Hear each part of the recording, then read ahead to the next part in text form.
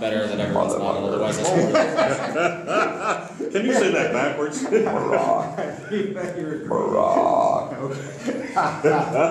Toby's gonna Is that how he got that name? Alright, 5 minutes, go. Are you ready? You're going.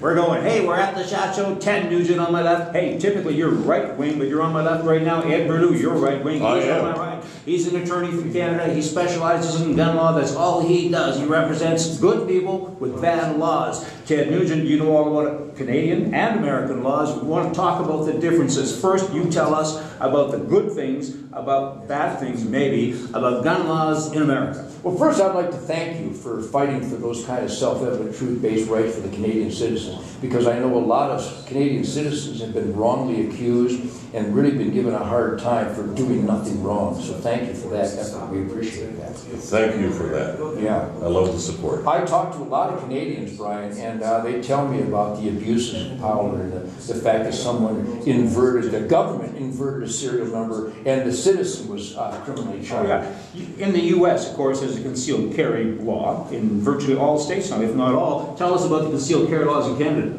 Well, they're very strict laws, and they are ignored by the criminal element, totally ignored. Yeah. So at one time, it was only a couple of years ago, where some criminology study identifies the city in the world with the most criminal shootings. And you know, for I think it was 2008 or 2009, Toronto was where there was the most shootings, and that's a gun-free zone. Yeah, unbelievable. It is. It's very unbelievable because the criminals don't respect law at all. That's why they're criminals. And the rest of us, who are licensed, we have to obey the law or we lose everything. I think one of the most heartbreaking elements of the Canadian oppressive gun laws is the good citizens who have properly used a firearm in self-defense, and because of the insane law, he defends them all the time. Even in the proper proven use of self-defense, saving an innocent life from a paroled criminal attack, the good guys are still charged with a crime, which, by the way, isn't unique to Canada. It happens all around the world, including America. There are many instances of this. That's why the NRA is so important, and that's why the Canadian firearms owners have united in the past, because that kind of abuse of power cannot be let alone.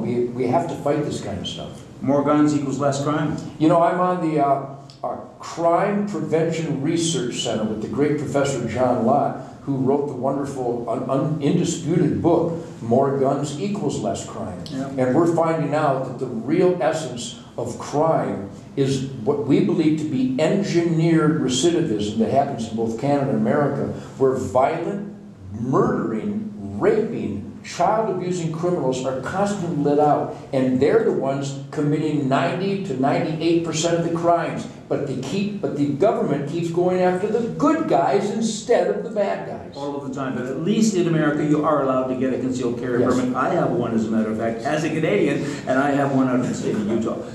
Canada, not so much.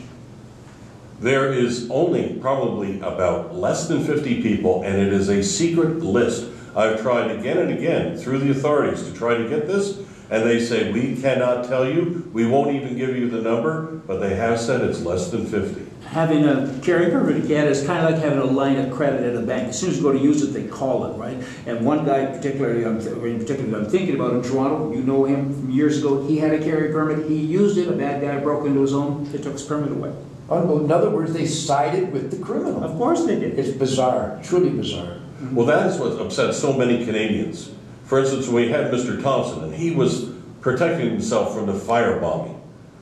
And he protected himself with a revolver. We had support to pay for his defense from all over Canada, from people who wrote in and said, we're not gun owners and we have to support him because your right to life is #1. I've had people come up to me since and say, because of that, I got a gun and I learned how to use it.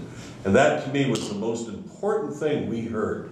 I see that spreading across Canada. I think people are waking up. We need to get the politicians to come out of the ether. The propaganda that somehow more gun ownership manifests itself in more crime. We were sold down the pike on that. It was a propaganda program by the media and the government. But now people are waking up that what we've discovered, what the statistics are conclusive, more guns in the hands of citizens equals less crime. It's a deterrent to criminal behavior.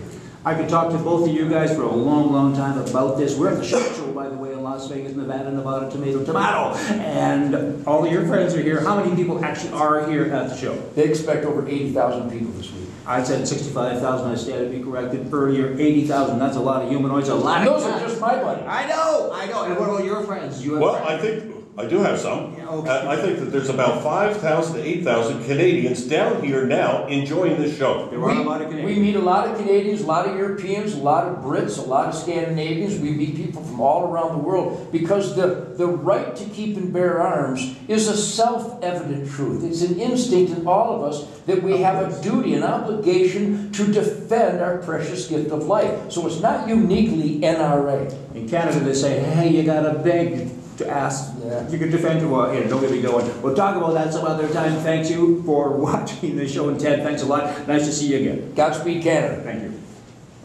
Great.